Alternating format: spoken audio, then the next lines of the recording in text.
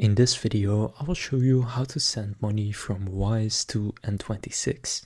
To do this, first go and open up N26, and then what you want to go and do is click on your initials in the top left. Then from here click Account Details. And now you will find your IBAN, and you just want to go and copy your IBAN. After doing that, go to Wise and click on Send.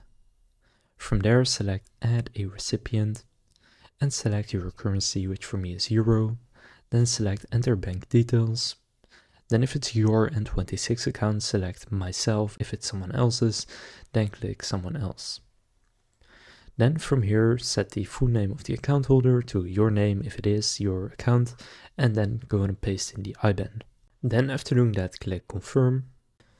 So then after entering your IBAN, click Confirm, and then choose how much you want to transfer. I'll do 20 euros, then click Continue. Then review if the details are correct, and if they are, go and click Confirm and Send.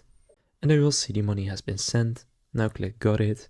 And now it is going to be showing up on N26. It can take a few minutes, although this time, as you can see, it was pretty much instant.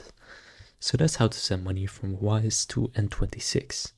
If this video was helpful, please consider leaving a like and subscribing to my channel. With that being said, I will see you in the next video.